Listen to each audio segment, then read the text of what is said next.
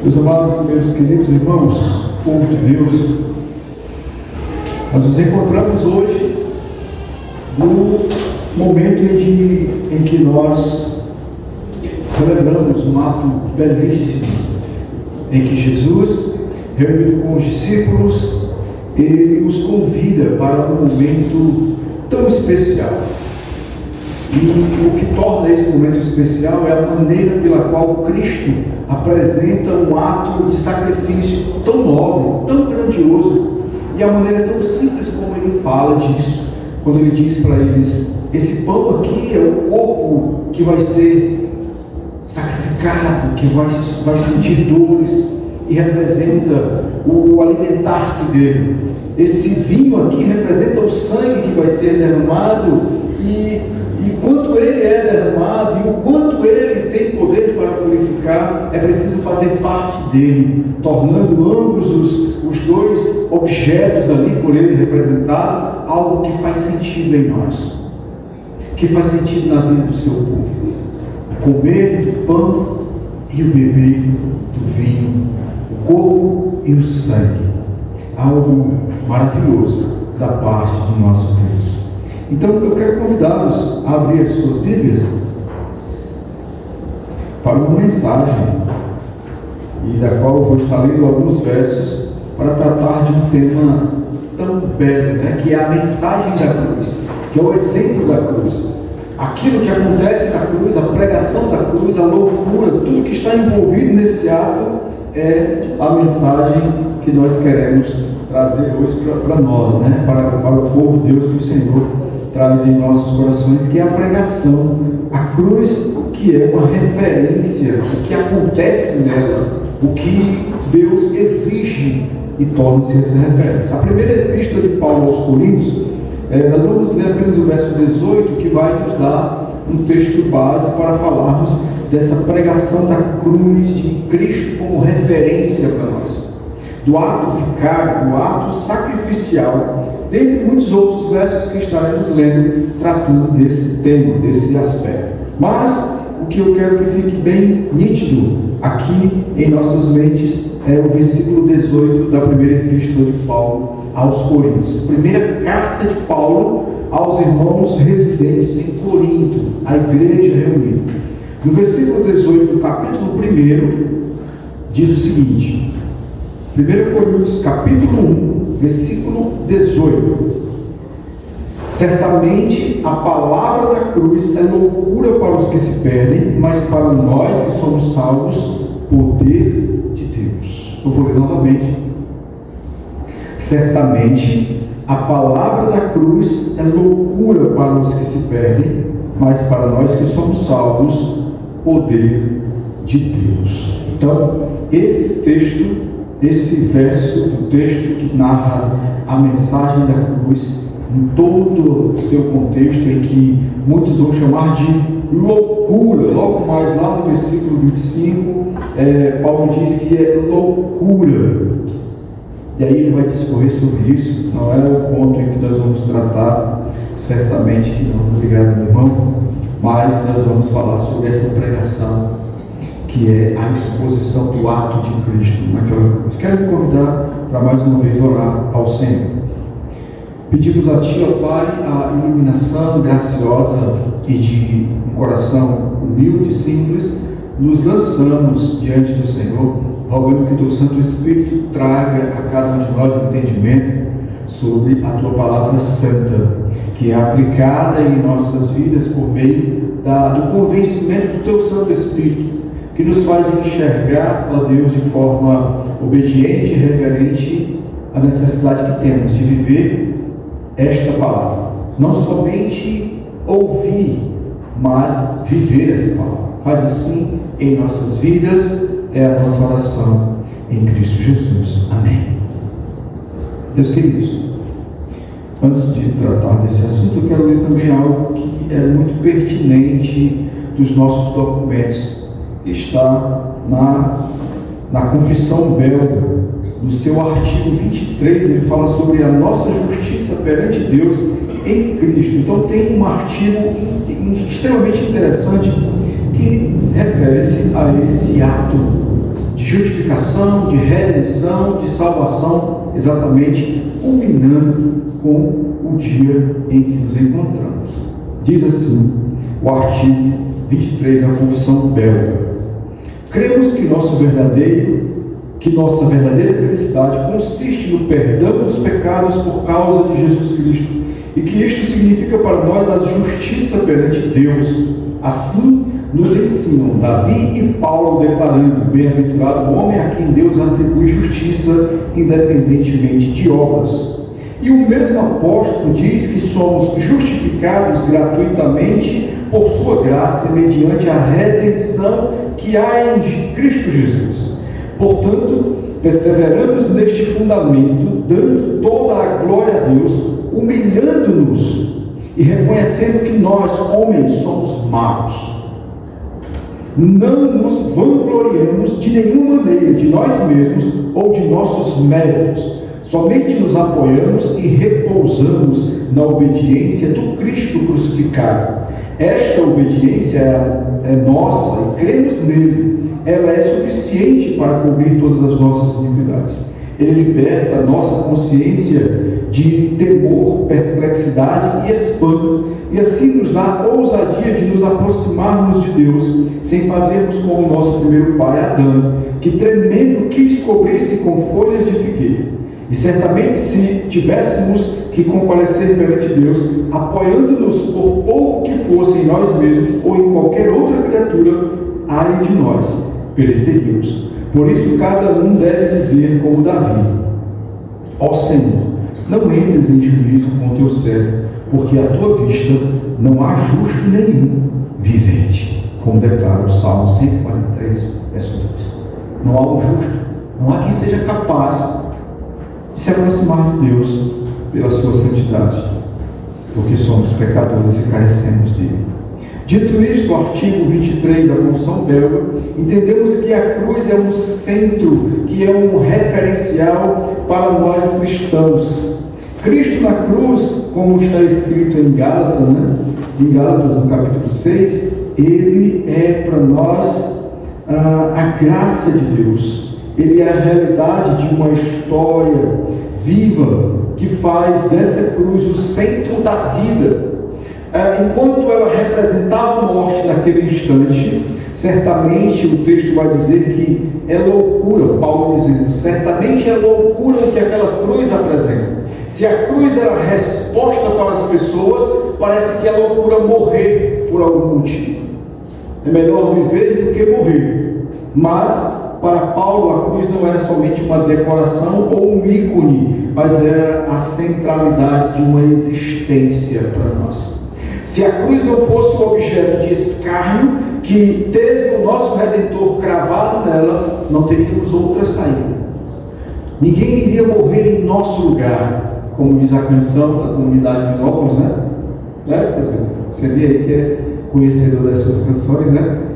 E se a cruz não fosse o lugar e o objeto que prendesse Cristo, ninguém morreria em nosso lugar para nos salvar. Ninguém faria algo dessa maneira, dessa natureza.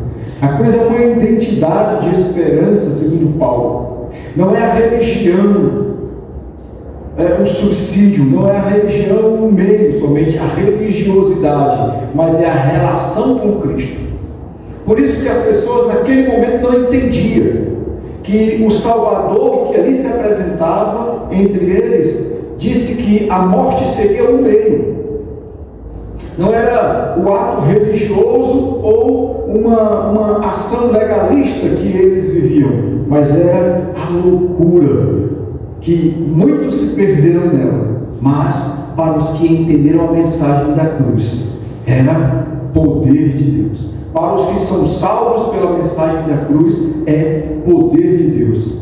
Então, o primeiro ponto acerca desse texto, que narra exatamente o versículo 18, uma mensagem belíssima e escandalosa, alguém que tinha que morrer causa escândalo, é que há uma mensagem de aquele que seria o vicário, aquele que sofreria, aquele que tomaria o lugar, como diz ainda em 1 Coríntios capítulo 2 agora, Veja aí o que diz, você ainda com a sua Bíblia aberta em 1 Coríntios capítulo 2, quando Paulo diz o seguinte: porque nada decidi saber entre vós, senão a Jesus Cristo e este crucificado.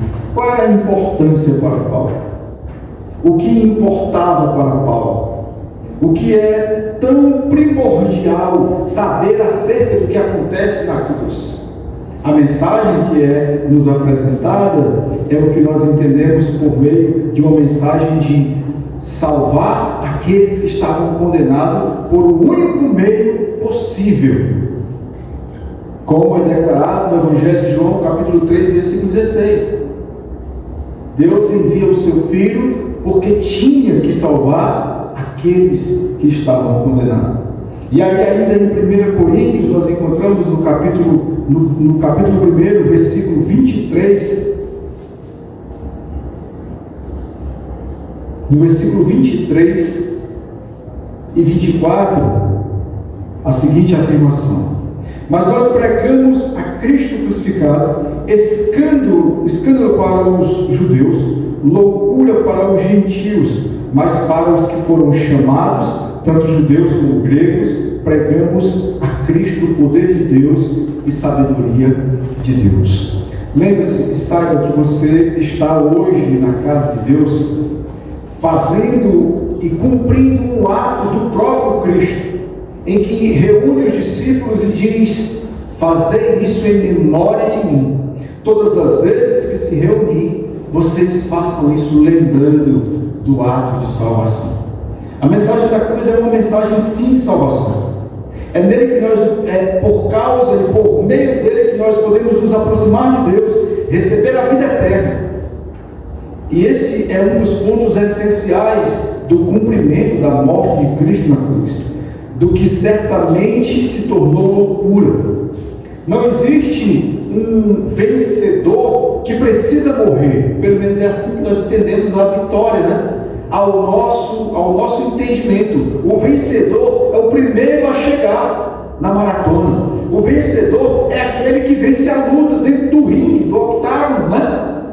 O vencedor é aquele que consegue vencer o desafio que muitos tentaram, mas não conseguiu. E ele recebe a coroa, ele recebe o troféu, ele recebe a medalha de ouro. Mas a mensagem da cruz, ela se torna louca, porque o vencedor morre. Como entender um vencedor que morre e não está vivo? Não é louco isso? Mas foi exatamente o que Cristo nos ensinou. É preciso morrer para ser vencedor. Eu preciso morrer para o pecado, para vencer o pecado. Entendeu o porquê da morte agora? Enquanto estivermos vivos e tornando o pecado vivo em nós, seremos perdedores. Quando já não mais vivo eu, mas Cristo vive em mim, são as palavras de Paulo, aí sim, essa mensagem será uma loucura, ela será um escândalo, mas ela é muito poderosa, à vista do escândalo, para aqueles que são chamados à cruz de Cristo e se torna agora poder e sabedoria. Quando ela é poder e sabedoria, eu e você sabemos viver uma vida de obediência a Deus. E quando eu obedeço a Deus, a minha vida é uma vida de submissão, a minha vida é uma vida simples, é uma vida humilde, é uma vida de respeito, reverência, de cumprimento do que a palavra de Deus me ensina a viver. Então a palavra de Deus para mim é um referencial máximo da minha existência. Só caminho por causa dessa palavra. Só existo por causa dessa palavra. Só existo por causa do amor de Cristo por mim. Só existo porque essa palavra faz sentido na minha vida. Diferentemente do mundo que não compreende isso e que há uma loucura envolvida nisso, porque viver subjugado a algo que parece que norteia os passos que tenho dado, não faz sentido viver. Se não estou livre, é assim que o mundo pensa. Se eu não posso tomar as minhas próprias decisões e trilhar os meus próprios caminhos, não sou livre, estou alienado. Interessante observar nessa ótica que se há uma alienação por minha parte em viver diante de uma visão metódica, onde Cristo estabelece meios para que eu possa viver, aí é que há um engano por interpretar a maneira que o mundo vive. Quando caminho da maneira que eu quero caminhar, é nessa hora que não percebo claramente que estou perdido.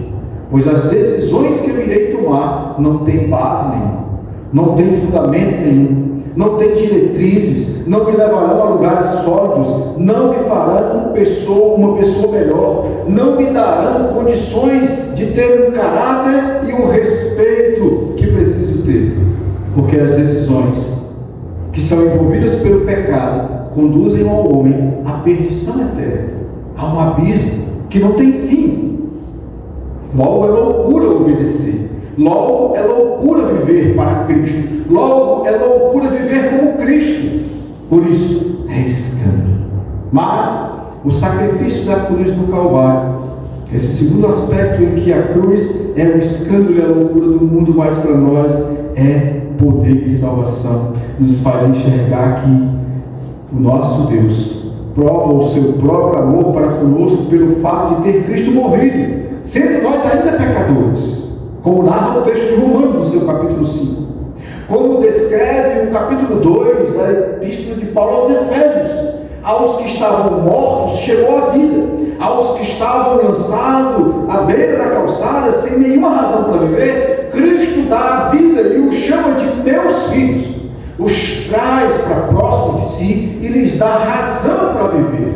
E é olhando para Cristo agora que eu e você podemos ter a alegria da salvação.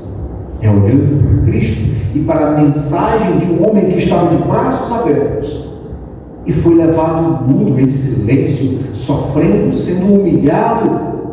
E as palavras belíssimas desse homem, depois de ser crucificado, é dizer: perdoa porque eles não sabem o que estão fazendo, é a maior loucura do mundo, porque ele lança perdão sobre os seus algozes, ele lança perdão sobre os inimigos dele, ele lança perdão sobre aqueles que queriam que ele realmente morresse.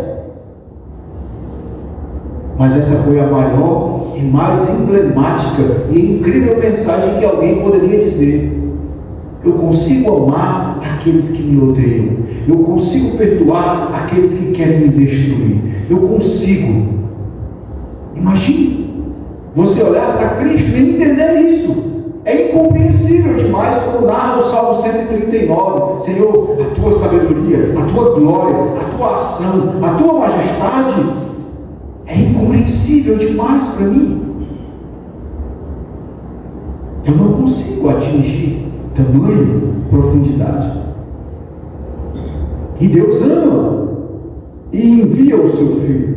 A cruz é o maior ato de amor da história. Jesus sendo crucificado por nós sem merecer nada, absolutamente nada do mal que estava sendo lançado sobre ele, para que nós pudéssemos ter a vida eterna. Nenhum dos atos que Cristo sofre ali era realmente dele.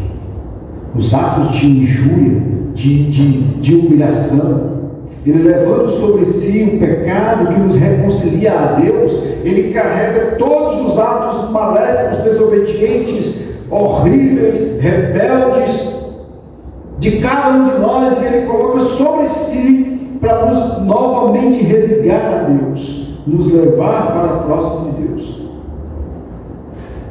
É um ato incrível, é uma ação indescritível. As palavras que nós pudéssemos usar, se nós tivéssemos palavras suficientes para descrever, para colocar de uma forma bem construída, para apresentar uma retórica belíssima, para construir um texto lindo, falando do que Cristo fez, ainda não era suficiente para descrever tamanho amor. Não é?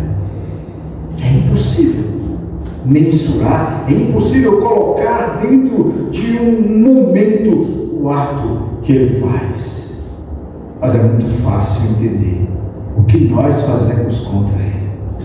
É muito fácil descrever o que nós fazemos contra ele constantemente. É muito fácil entender quem somos para com ele. Por isso que, mesmo acontecendo um ato de morte, mesmo acontecendo um ato de graça e misericórdia envolvido em tudo isso, é preciso entender que ali houve poder de Deus. Há um poder extraordinário na cruz. E isso torna um ato tão divino, porque ninguém conseguiria ocupar o lugar de Cristo. Ninguém tomaria aquele lugar como ele, com toda a eficácia. Ninguém teria tamanha autoridade para dizer o que ele disse. Ninguém poderia fazer acontecer o que aconteceu. E aí, a palavra de Deus é loucura. Mas nós entendemos o poder que ela traz, porque ela salva os loucos que acreditam nela. Que sejamos considerados como loucos para o mundo, que sejamos fanáticos, que sejamos homens e mulheres que não têm tempo a perder com este mundo, que nos tornemos exatamente aquilo que João vai dizer nas suas epístolas: inimigos do mundo, mas amigos de Deus. Que não faça mais sentido viver para o mundo, mas caminhar na direção de Cristo. E aí, o poder de Deus está sobre nós. Paulo diz no livro de Gálatas, capítulo 6, verso 14: mas longe esteja de mim gloriar-me a não ser na cruz de nosso Senhor Jesus Cristo, pela qual o mundo está crucificado, para mim e eu para o mundo. É interessante a visão de Paulo quando ele diz: é muito mais proveitoso para mim se alegrar em Deus, aonde nele eu tenho vida eterna, aonde eu morri exatamente com ele no Calvário, e assim também para o mundo, morri para este mundo que não tem algo que possa trazer de bom, que possa colaborar com a minha vida. Mas a minha vida espiritual, ela é vivificada em Cristo, mortificado nos meus atos, mortificado todo o pecado que é em mim, mas vivo em Cristo. Um novo homem, espiritualmente vivo na presença de Deus, uma nova criatura que pode declarar e glorificar, não simplesmente como um símbolo de uma cruz, mas como o ato daquele que ressuscitou. Por isso somos libertos da ressurreição. Morte que era necessária para que pudéssemos ser salvos, mas poderosamente lembrando que Ele ressurge de entre os mortos para que pudéssemos abraçar a eternidade com Ele, para que pudéssemos com Ele viver eternamente. Cristo, que agora apresenta ao mundo, tanto para judeus, para gregos, para todos aqueles que estavam contemplando, para todos aqueles que olhavam aquilo que era um escândalo, agora ela torna-se a necessidade de sobrevivência. A identificação de cada um de nós. Se você não tomar a sua cruz e seguir a Cristo, é esse o chamado que Ele faz. Aquele que quer vir após mim, tome a sua cruz, negue-se a si mesmo e siga. Aquele que quer entender o que Cristo fez, aquele que quer viver como Cristo viveu, precisa entender exatamente o ato de sofrimento, de salvação, de renúncia, de redenção, de amor e de graça de Deus e segui-lo. Mas seguir de maneira eficiente no cumprimento, seguir a Deus exatamente como uma renúncia de si mesmo. Como Paulo declara: já não vivo mais as minhas vontades. E é preciso haver essa conexão de identificação, porque é um propósito de vida. Sepultados e com Cristo ressuscitados, mortificados na cruz de Cristo e vivificados na sua ressurreição, justificados por Ele, aquele que satisfez ao Pai, Aqueles agora que conseguem entender o reconhecimento pleno e total de uma obediência na suficiência com o Senhor, que é aquele que foi aprovado. O Antigo Testamento narra a maneira pela qual os pecadores tinham o ingresso no templo, eles tinham acesso ao templo e eles poderiam apresentar os seus pecados, as suas falhas diante do sacerdote e dizer: eis aqui um animal que será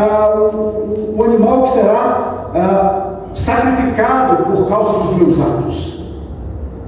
Cristo perfeito, pleno, suficiente, vem e nos diz: Ele é o Cordeiro Santo, que diante do Pai satisfaz, justifica e nos traz redenção.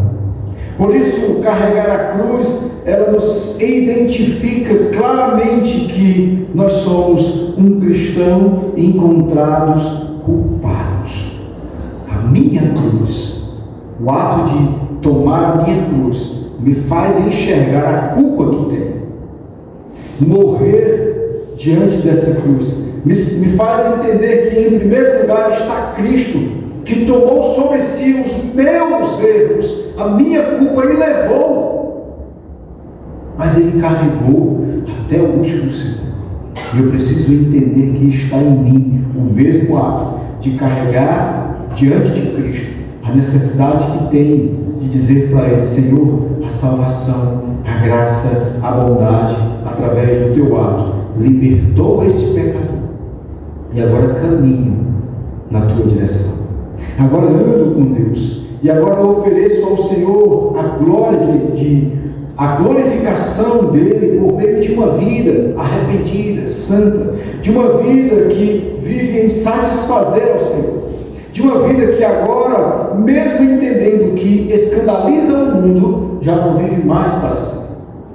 Mesmo de uma vida que agora renuncia ao mundo, já não vive mais para si. Mas que a fraqueza que o mundo tem, mas a fraqueza que o mundo vive, agora é uma vida cheia de poder. É uma vida que serve a Deus por amor e não por um dever de ser constrangido por isso, mas por gratidão, por amor. E uma vida espiritual em Cristo agora faz parte do nosso viver. Uma crucificação diária do nosso eu faz parte da nossa caminhada. Crucificando constantemente o nosso velho homem. Crucificando para que tenhamos uma vida íntima com Deus, uma conexão. Nos apegando em um alinhamento de caminhada e de uma vida devocional. A minha alegria agora é alegrar-se em Deus. A minha alegria agora é satisfazer ao Senhor. Vou crucificar o meu eu e não viver para o mundo, mas viver para Deus. Vou experimentar a paz da misericórdia diária. Constantemente as mãos de Deus estão estendidas sobre o seu povo. E Ele derrama perdão sobre aqueles que lançam as suas vidas diante dEle. Ele lança perdão porque agora a centralidade da nossa vida é Cristo. Não são os meus objetivos. Não é mais o meu projeto de viver somente para mim, mas é a confiança e a dependência que tenho em Cristo. A cruz era loucura. Muitos olharam para ela e não viram razão. Muitos olharam para aquele que estava crucificado e não entenderam o objetivo daquele ato. Mas os cristãos entenderam. Mas os filhos de Deus compreenderam. E agora nós podemos confiar ativamente nessa cruz.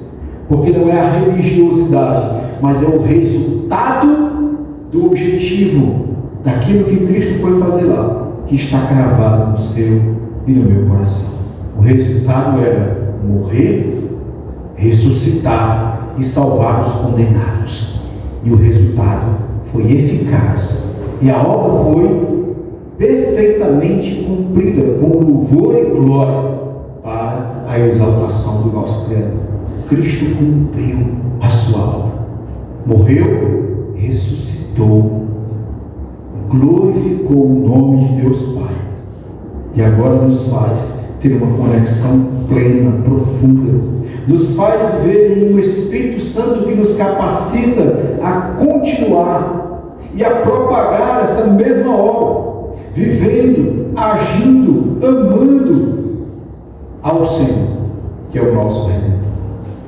Cristo cumpre cabalmente o chamado e nos dá a condição de poder viver juntamente com Ele, de vivermos juntos, de continuarmos de mãos dadas, de permanecermos caminhando em obediência ao que Ele nos chama para fazer. Assim é o convite que o Senhor nos faz nessa noite, para entendermos a profundidade da loucura de tudo que aconteceu.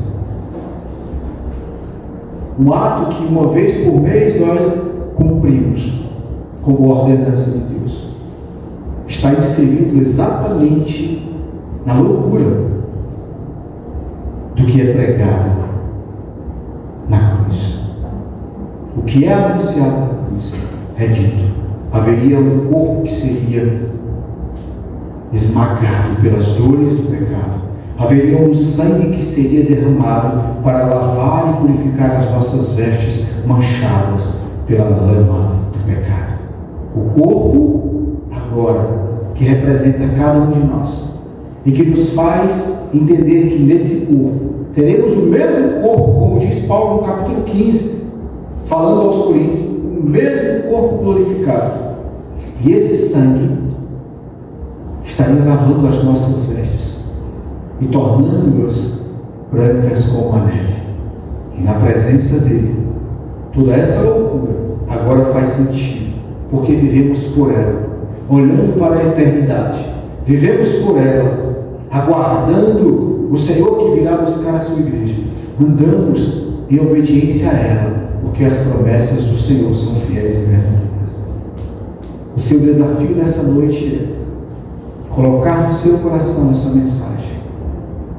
Ainda que o mundo lhe chame de louco, ainda que o mundo recuse a sua presença, ainda que o mundo não entenda o que é servir a Cristo, você irá se comprometer de caminhar com Ele, sofrendo, em meio às lágrimas e dores, em meio à perseguição, dizendo para você: eu creio, eu continuo, eu acredito, eu amo o meu Senhor e o meu Salvador, eu vivo por Ele, e eu irei continuar nessa loucura que o mundo não compreende. Tudo isso porque Ele me amou e morreu no meu lugar. Amém? Vamos orar ao Senhor. Feche seus olhos.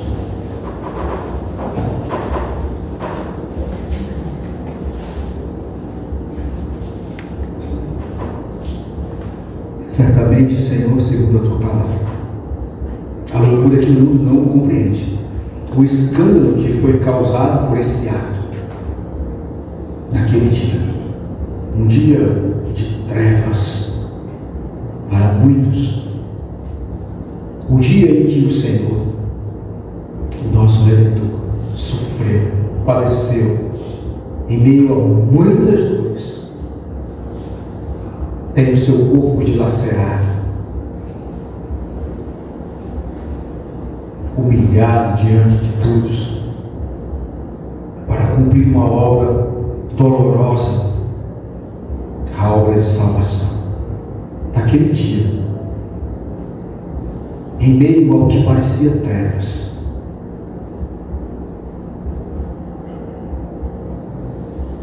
torna-se para nós aquela mensagem, a morte, os choros, as lágrimas de muitos que ali contemplaram aquele ato, em meio ao desespero por verem Cristo morrendo.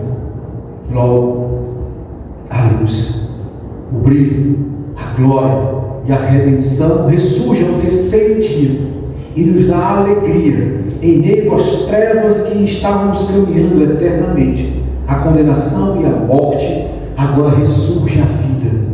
Agora a ressurreição dos que estavam mortos é possível. E nós te adoramos por isso, Pai. Nós te louvamos por isso, Senhor, porque Cristo, nosso Redentor, ressurge, nos dando a condição de estarmos de volta na presença de Deus. Ó Deus eterno, muito obrigado por tudo isso. Muito obrigado, Senhor, por esse momento tão belo, tão maravilhoso, tão sublime para o teu povo. Um povo que o Senhor escolheu antes da fundação do mundo. Um povo que o Senhor, de forma maravilhosa, chamou para próximo de si, e agora pode chamar de seu povo. Somos povo de Deus, rebanho do seu pastoreio. Muito obrigado, Senhor, pela redenção. Muito obrigado por todo ato de graça e salvação na pessoa de Cristo Jesus. Nós te louvamos e te agradecemos